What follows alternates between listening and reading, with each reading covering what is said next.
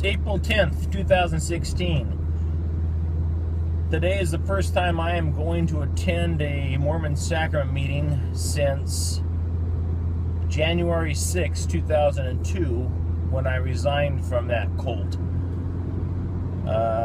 I've got some unfinished work to do, get a few more things on video in the temple. And the safest way to do that is with an actual valid temple recommend that a bishop hands me, which he will. I've disguised my face quite a bit, my appearance. I cut my hair, shaved my goatee that I've had for years.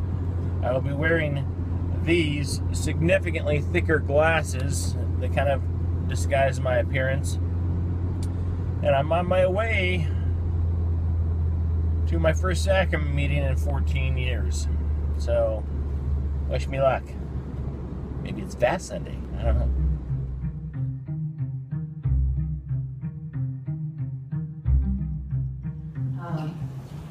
This last week, my brother actually,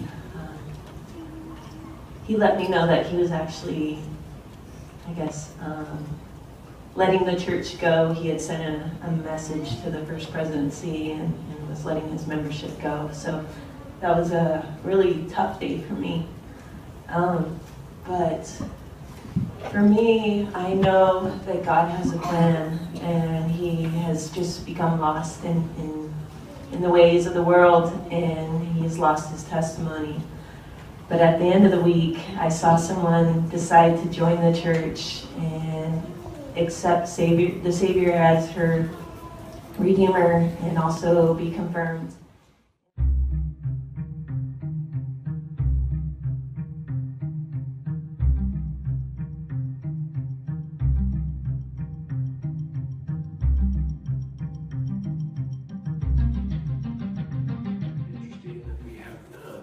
Almost none to speak of that would shed, let's say archaeologically speaking, light on the Book of Mormon, do we? And I think that's on purpose.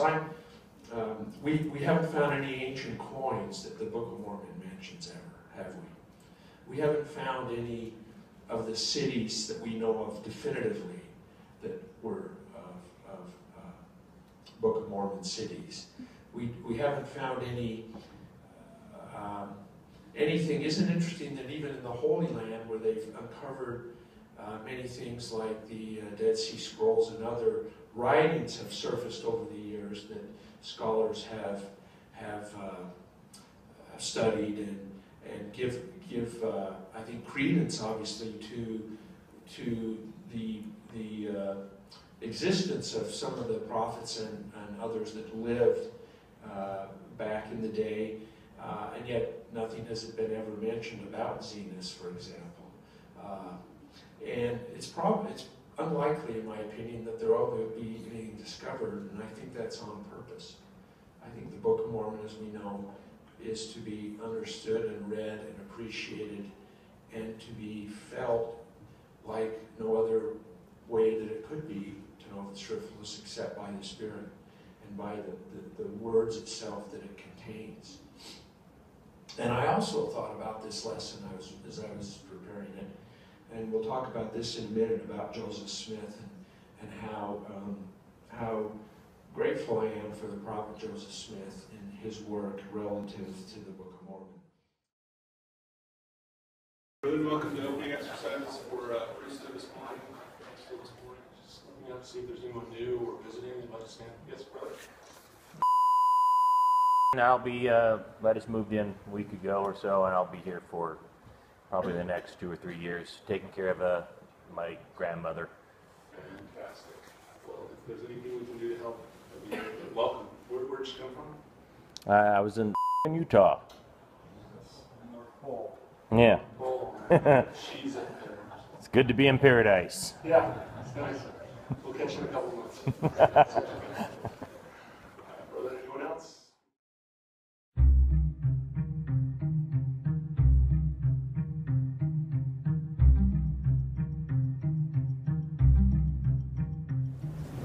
Any thoughts on that? Any input on that?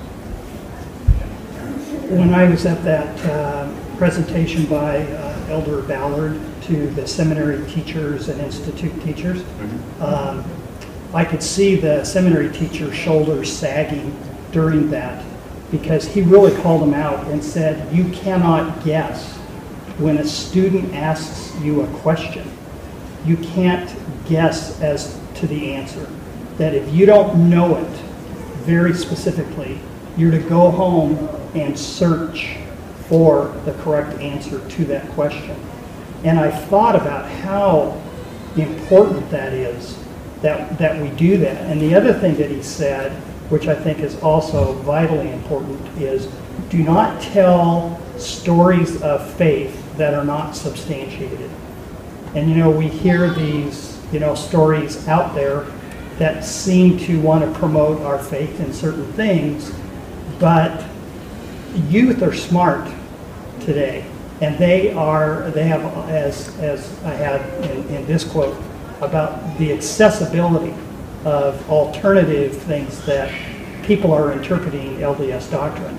We have to be very, very careful, and when we tell a story of faith, it needs to be substantiated that to the person that said it, that it involved them, or if it's from a general authority, that you be able to quote where that actually came from. I think that's vitally important. We can't just be spewing out, yeah, I heard that once, or I heard the story once.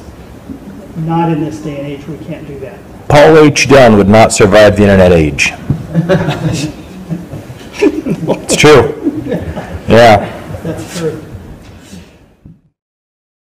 Well, I survived my first Sunday back at an LDS sacrament meeting since I left January 6, 2002.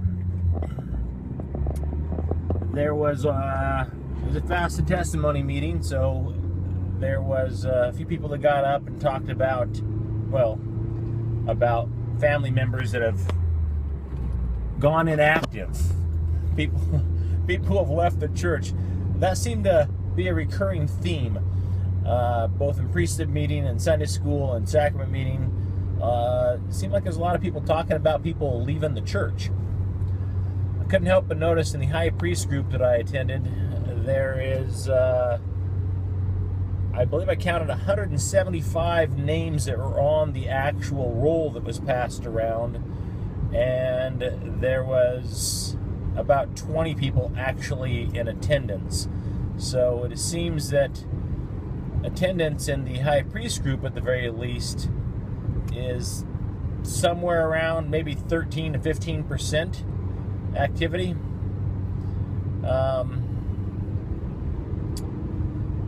I'll be back. Tell you.